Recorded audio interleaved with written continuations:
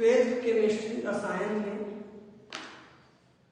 हम लोग न्यूमेरिकल्स देख रहे थे। द्रव्यमान प्रतिशतता से लेकर मोल प्रभास तक आप लोग पढ़ाई किए हो, तो आप लोगों को बीच में मोललता मोलरता इसके बारे में न्यूमेरिकल बताए गए हैं। आप लोगों को पढ़ाई कराई जा रही है, तो आप लोगों की जो बुक्स हैं उसमें पीछे एनसीईआरटी के क्वेश्चन दिए हुए हैं गवर्नमेंट बुक्स में, वो आपको करना है। हो सकता है मैं सारे क्वेश्चन न कराऊं क्योंकि समझा के बहुत सारी चीजें छोड़ देने पड़ेंगे, कोर्स काफी बड़ा है। तो पीछे आपके क्वेश्चन आंसर दिए हुए, कुछ सवाल आंसर दिए हैं, कुछ बिना सवाल वाले हैं। तो आप लोग जैसे ही चैप्टर कंप्लीट होता है पीछे क्वेश्चन आंसर को आप लोग देखेंगे। ऐसी आपके एनसीईआरटी में आपके पुस्तक में पेज नंबर 131 पे क्वेश्चन दिए हुए, कुछ न्यूमेरिकल क्वेश्चन। चूंकि मैं न्यूमेरिकल करा रहा हूं अभी, इसलिए कुछ क्वेश्चन पे चर्चा कर लेता हूं। पहला प्रश्न है, यदि 22 ग्राम बेंजीन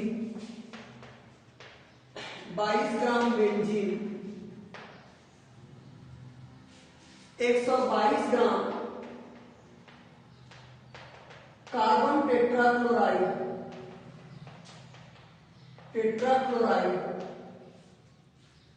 में घुली हुई है,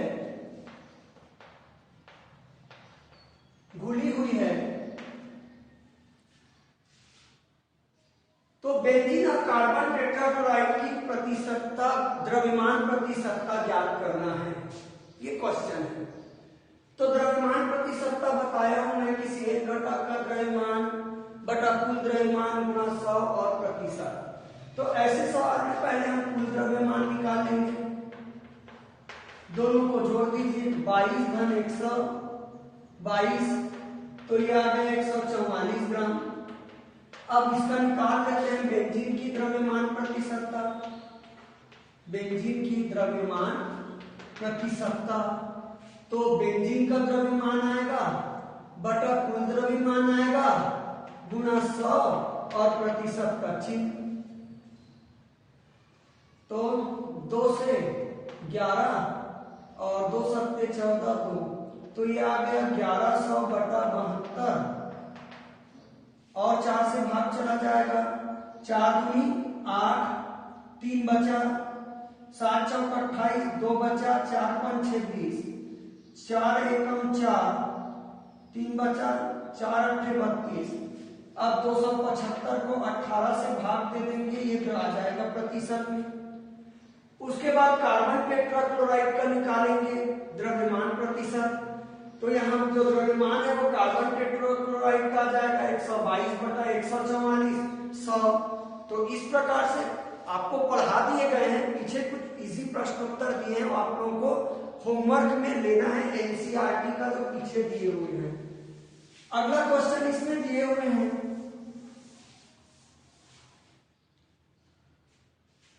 बेंजीन विलयन में 30% द्रव्यमान की दृष्टि से कार्बन टेट्राक्लोराइड है। द्रव्यमान की दृष्टि से कार्बन टेट्राक्लोराइड है। 30% बेंजीन विलयन में 30% द्रव्यमान की दृष्टि से कार्बन टेट्राक्लोराइड है। तब बेंजीन के मोल प्रभाज की गणना करना है आप लोगों को। ठीक है, अब मैं मोल प्रभाज क्या बताया था, बेंजीन की मोल प्रभाज ज्ञात करना है। तो बेंजीन विलयन में 30% द्रव्यमान की दृष्टि से कार्बन टेट्राक्लोराइड है, तो कार्बन टेट्राक्लोराइड के प्रतिशत कम है बेटा 30, तो ये विलेय है और बेंजीन विलायक है। और मोल प्रभाज में बताया था विलेय के मोलों की संख्या बटा कुल मोलों की संख्या, या विलायक के मोलों की संख्या बटा कुल मोलों की संख्या, किसी एक घटक के मोलों की संख्या और कुल मोलों की संख्या के अनुपात को आप लोग क्या कहते हैं, मोल प्रभाज।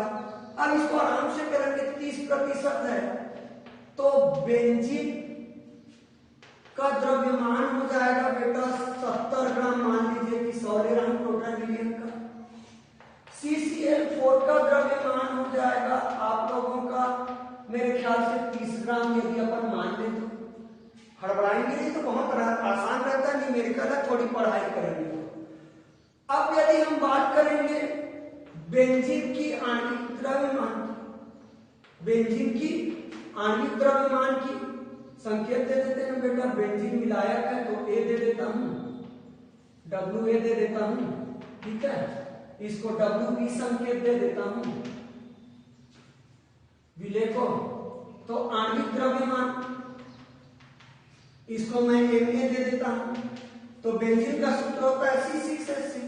तो आणविक द्रव्यमान कितना होगा? कार्बन का परमाणु भार 16, 16 छक्का 96, हाइड्रोजन का परमाणु क्रमांक 1 तो 6 बार है, 6 कम 6 तो ये आ गया 102, तो ये 102 ग्राम हो गया। वैसे ही आप CCl4 का निकाल लो आणविक द्रव्यमान,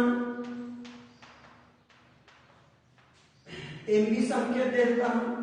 कार्बन का परमाणु क्रमांक 6, परमाणु भार 12 होता है कार्बन का। मैं CCl4 को गलत किया बेटा, C6H6 12 छक्का 72 बेटा, और ये 6 तो 78 आएगा। यहाँ पे मैं गलती कर दिया था, ठीक है। अब कार्बन टेट्राक्लोराइड का देखेंगे। कार्बन का 12 एक बार है कार्बन। क्लोरीन का परमाणु भार होता है 35.5। मैं बोला हूं परमाणु क्रमांक 30 तक के भार को भी याद कर लीजिए तत्वों के। अब ये 4 बार है क्लोरीन है, तो 4 पंचे 20 का शून्य आ जाएगा, 4 पंचे 20 और 2 22 का 2 हासिल है 2, 4 तिया 12 तो 14, एक अंक बाद दशमलव, तो ये आ गया 142 ग्राम।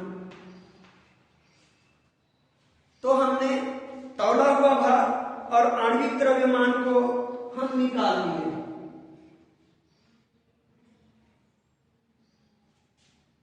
ठीक है। इसने कार्बन टेट्राक्लोराइड का 154 कैसे दिया है बेटा? कैसे पॉसिबल होगा? कार्बन का 12, क्लोरीन का 35.5 गुना 4, 4 पंचे 20 का शून्य हासिल 2, 4 पंचे 20 2 22 और 4 तिया 12 2 14, 142 को गलत बनाया होगा, ठीक है। बुक का गलत है कैलकुलेशन, तो ये निकाल ली। अब हम निकाल लेते हैं बेंजीन के मोलों की संख्या। बेंजीन के मोलों की संख्या Na बराबर मेरे ख्याल से होता है तौला हुआ भार बटा आणविक द्रव्यमान। तो तौला हुआ भार है कितना है 70 और ये हो गया आपका 78। ऐसी में CCl4 के मोलों की संख्या, भाग नहीं जा रहा है तो नहीं दे रहा हूं बेटा, मैं छोड़ दिया हूं, बाद में करेंगे भाग का के मोलों की संख्या। संकेत हो जाएगा Mb, तो ये होगा बेटा तौला हुआ भार बटा आणविक द्रव्यमान। तो कार्बन टेट्राक्लोराइड का तौला हुआ भार 30 ग्राम है और आणविक द्रव्यमान 142 है।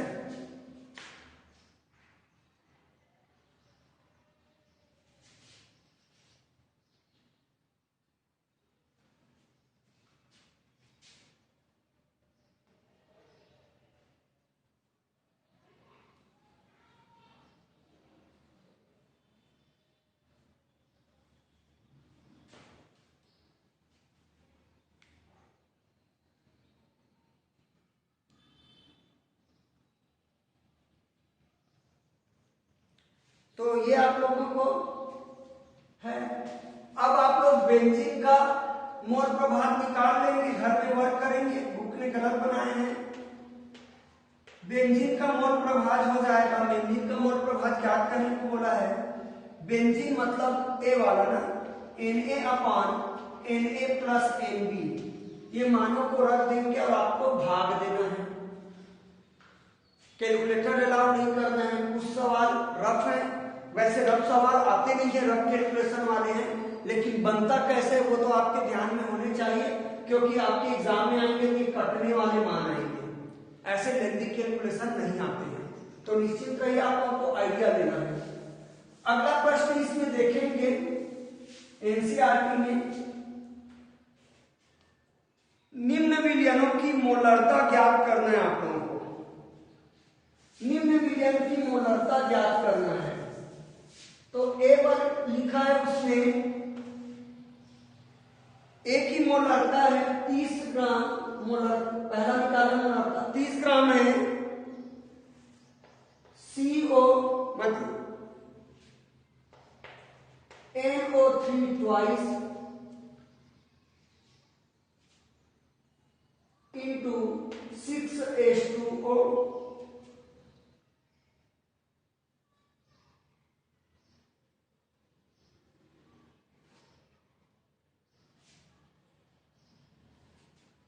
चार 4.3 लीटर विलियन में 3 ग्राम आपका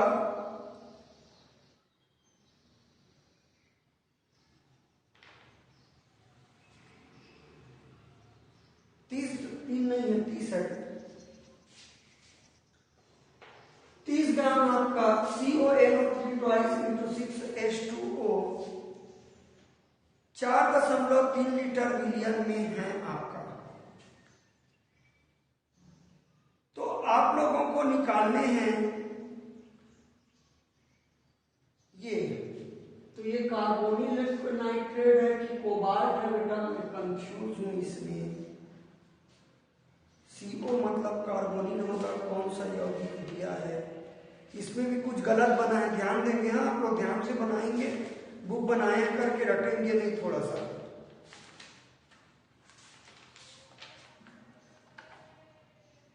CO छापा है जो कि कार्बोनिल होता है, इसको कोबाल्ट होना चाहिए। 1 मिनट मुझे चेक करने दीजिए थोड़ा सा।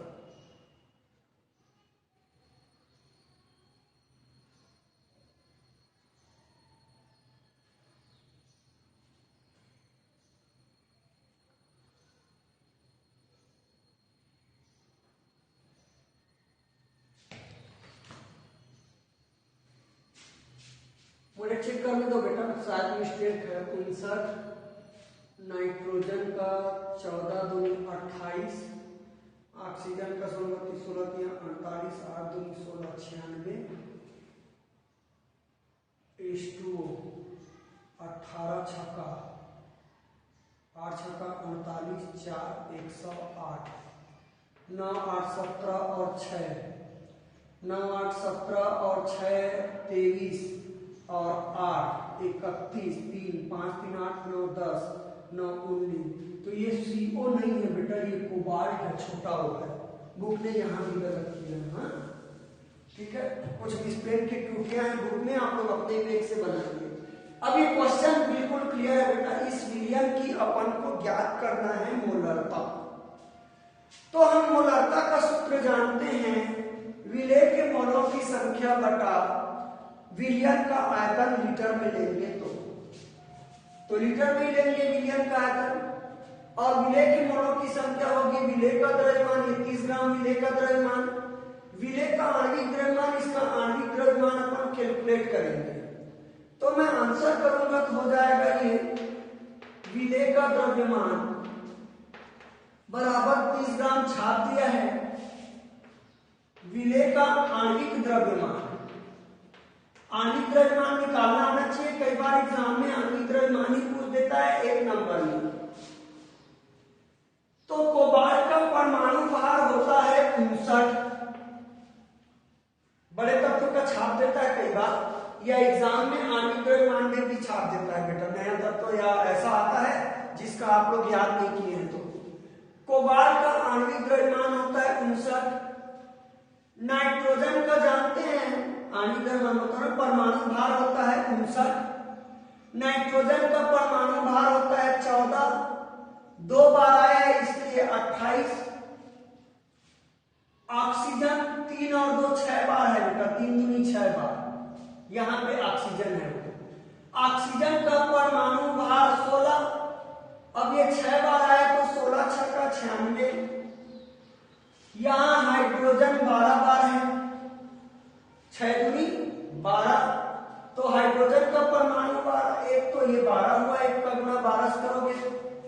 ऑक्सीजन 6 बार है तो 12 छक्का 72 हो जाएगा, सॉरी बेटा 16 छक्का 96 हो जाएगा, क्योंकि ऑक्सीजन का परमाणु भार 16 होता है। फिर यहाँ ऑक्सीजन 6 बार आया है, 16 छक्का 96, जोड़िए 9 और 8 17, 17 और 6 23, 24, 25 और 6 31 का एक हासिल लाया 3, 5 3 8 9 10, 10 9 19 और 1 20 और 9 29। तो ये आएगा 291 ग्राम। आपका बुक बनाया था, यहाँ 29 लिख डाला है, मिसप्रिंट हो गया है, ठीक है। तो बेटा अब लगा दीजिए मोलरता का सूत्र। क्या होता है मोलरता? विलेय के मोलों की संख्या बटा विलेय का आणविक द्रव्यमान गुणा विलयन का आयतन। विलेय के मोलों की संख्या 7 दिख रहा है 30, विलयन का आणविक द्रव्यमान अपन 291। 1000 का गुना नहीं क्यों बेटा? आयतन लीटर में लेने वाला हूं, मिलीलीटर में लेता 1000 का गुना करता सूत्र में, तो लीटर है 4.3। अब इसको कटा देना आप लोग, मोलरता निकल जाएगा। तो इस प्रकार से आप लोगों को सॉल्व करना है। पीछे आप लोगों के क्वेश्चन दिए हैं, प्रायः एनसीईआरटी के प्रश्नोत्तर आते हैं बोर्ड एग्जाम में। हम लोग मोटे मोटे थ्योरी को बता रहे हैं, तो आप लोग नजर रखेंगे एनसीईआरटी के क्वेश्चन पे। तो और भी क्वेश्चन है, आप देखेंगे। इसमें बी भी दिया होगा बेटा मोलरता के लिए। एक और दिया है बी 30 ग्राम।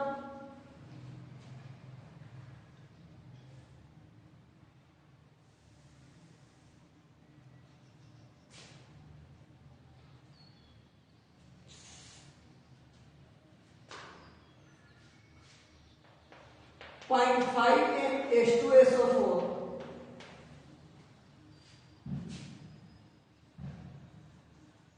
बेटा आधा अधूरा छपा है, क्लियर नहीं है क्वेश्चन से।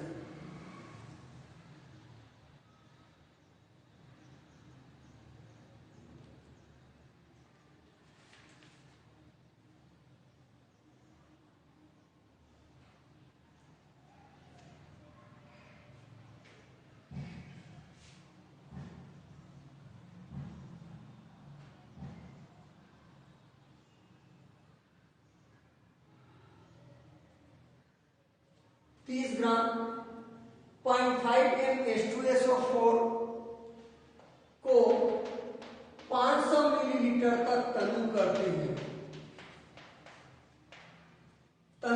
हैं। तो इसमें मोलरता ज्ञात करो। ये अलग सूत्र आएगा बेटा, M1V1 M2V2, M1V1 M2V2 करके फार्मूला आप लोगों का बनेगा, ठीक है। तो हम लोगों को इसमें M1 दिया है 0.5,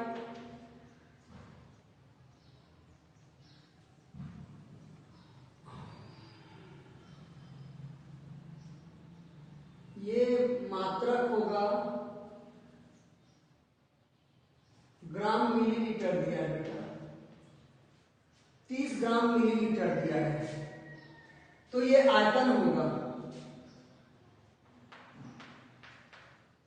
मिलीलीटर। अब आप लोगों का M2 निकालना है, V2 500 होगा। इसको हल कर लीजिए। M2 बराबर, इसको गुना करेंगे 15 आएगा बटा 500, 5 दिया 1500, तो M2 आ जाएंगे 0.03। तो कुछ त्रुटियां भी छाप दिए हैं। ये इस प्रकार से नया फार्मूला पे बनेंगे। तो आप लोग पीछे अंकित प्रश्न देखेंगे चैप्टर होने के बाद, खास तौर पे एनसीईआरटी का कोई क्वेश्चंस का जवाब आपको क्लियर नहीं होता है तो मुझे मैसेज करेंगे ताकि मैं उसको क्लियर कर सकूं। तो मैं थ्योरी पे ही जाऊंगा अभी। तो अपन आगे थ्योरी पे जाएंगे तो राउल का नियम देखेंगे अपन। आप लोगों का क्वेश्चन बनेगा राउल्ट का नियम क्या है, उसके बाद अपन आदर्श विलयन में चर्चा करेंगे जो कि बहुत इंपॉर्टेंट है। तो आप लोग क्वेश्चन बनाएंगे राउल्ट का नियम क्या है। तो राउल्ट का नियम कहता है बेटा, मान लीजिए कि दो पदार्थों को मिलाकर विलयन बनाए हैं। विलयन क्या है मैं पढ़ा दिया था शुरू में। तो विलयन में मान लीजिए कि दोनों पदार्थ वाष्पशील हो सकता है या एक पदार्थ अवाष्पशील हो सकता है और दूसरा वाष्पशील हो सकता है। तो राउल्ट ने दोनों पदार्थों के लिए नियम दिए हैं।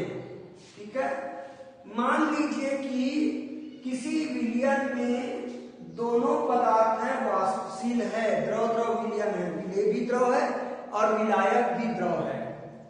ठीक है, तो जो किसी एक घटक का जो वाष्प दाब है उसके मोल प्रभाज के अनुक्रमानुपाती होता है।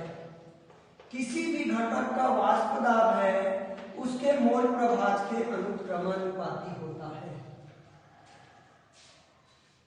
ठीक है, यदि अवाष्पशील विलेय मिला दी तो विलेय है बेटा अवाष्पशील है तो भाप में नहीं बदलता।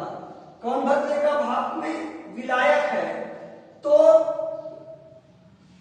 विलयन का जो वाष्प दाब है वो विलायक के मोल प्रभाज के अनुक्रमानुपाती होगा, क्योंकि विलायक है वो वाष्प में बदल रहा है। तो शॉर्ट में बात करेंगे तो विलयन का जो वाष्प दाब है वो विलायक विलेय के मोल प्रभाज के अनुक्रमानुपाती होता है। तो मैं दोनों नियम दिखाऊंगा आप लोगों के द्रव और द्रव बने विलयन के लिए। ठीक है, द्रव द्रव विलयन जिसमें दोनों घटक वाष्पशील हो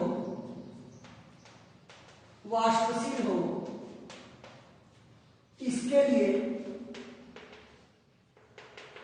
राउल्ट का नियम निम्नानुसार होगा। निम्नानुसार है। क्या कहता है राउल्ट का नियम? किसी एक घटक का वाष्प दाब है उसके मोल प्रभाज के अनुक्रमानुपाती होता है। तो आ जाइए, इस नियम के अनुसार राउल्ट का नियम है, इन्वर्टेड कॉमा में लिख दीजिए। जो भी नियम है उसको आप लोग क्लियरली लिख सकते हैं। तो किसी विलयन का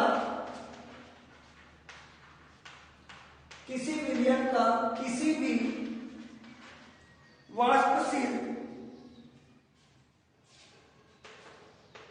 वाष्पशील घटक का आंशिक वाष्प दाब उस घटक के मोल प्रभाज के अनुक्रमानुपाती होता है। ये आपका राउल्ट का नियम है। अनुक्रमानुपाती को आप समानुपाती भी लिख सकते हो, कोई फर्क नहीं पड़ेगा। तो माना विलायक का मोल प्रभाव XA व आंशिक वाष्प दाब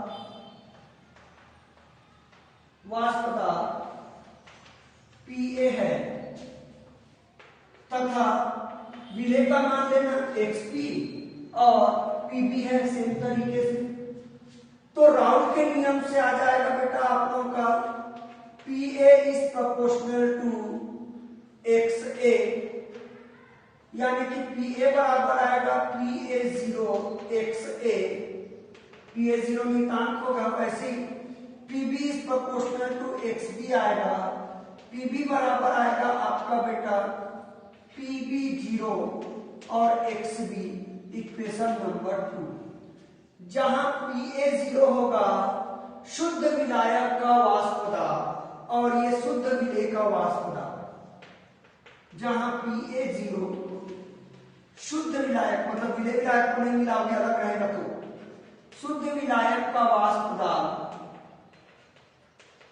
और Pb0 रहेगा शुद्ध विलेय का वाष्प दाब। अब ये Pa0 Pb0 कैसे आया मैं अभी थोड़ी देर कैलकुलेशन में इसी क्वेश्चन में मैं बता रहा हूं, यहाँ छोटा सा मैंने लिख दिए हैं, ठीक है। तो ये हमने राउल का नियम लिख दिए। अब राउल का नियम और होता है यदि विलेय अवाष्पशील हो और विलायक वाष्पशील हो तब भी राउल का नियम बनता है। इसमें दोनों आपका वाष्पशील था।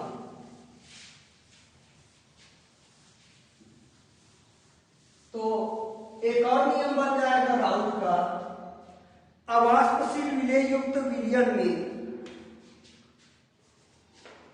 अवाष्पशील, लाइन चेंज करके दूसरा पॉइंट करके लिख सकते हैं, अवाष्पशील विलेय युक्त विलयन में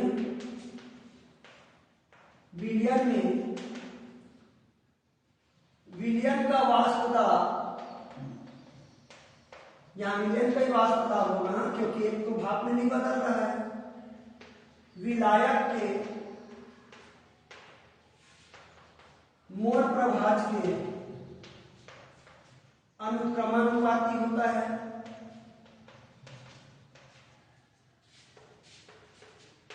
वही नियम है आपका, क्योंकि यहां विलायक ही भाप में बदलेगा, वाष्प दाब उसी कारण होगा, विलेय के कारण नहीं।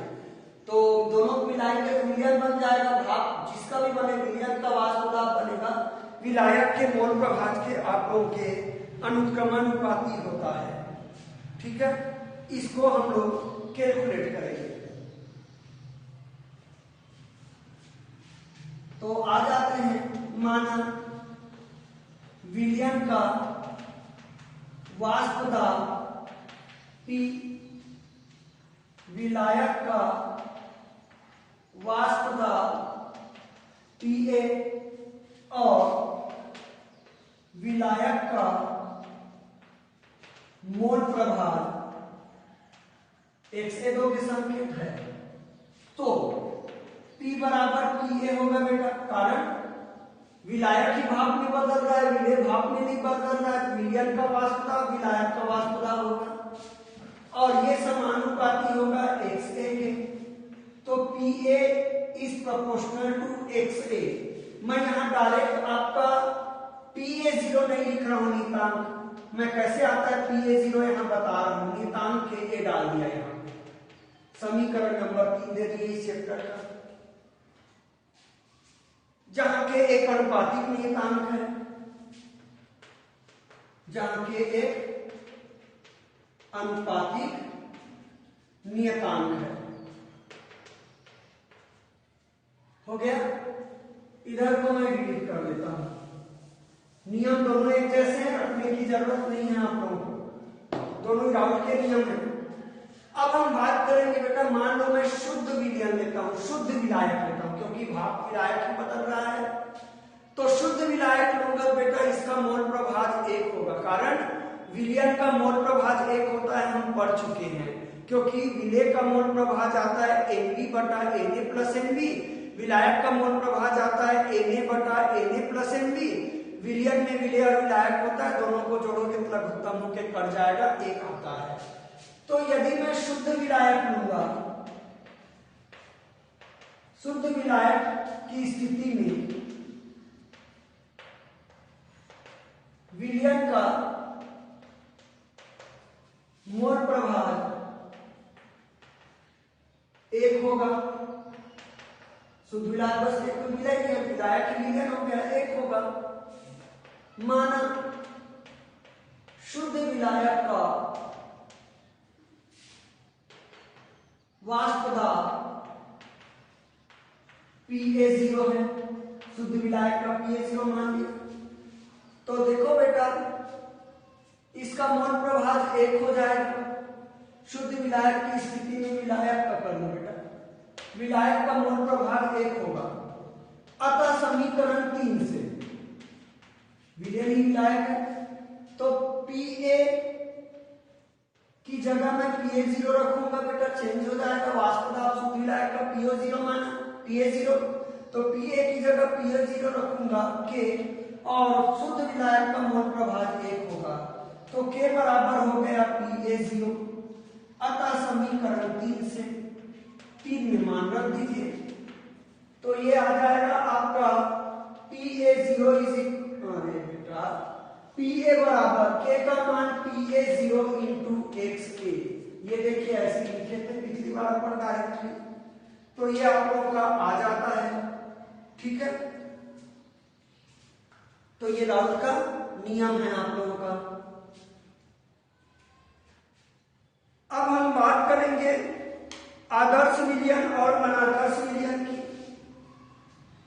तो आदर्श विलयन उसको बोलते हैं जो ताप और दाब के संपूर्ण परास में आप लोगों के राउल के नियम का पालन करते हैं। तो जो राउल के नियम का पालन करेगा वो विलयन आदर्श विलयन कहलाएगा, और जो विलयन राउल के नियम का पालन नहीं करेगा वो अनादर्श विलयन कहलाएगा। तो इस टॉपिक पे कल चर्चा करेंगे।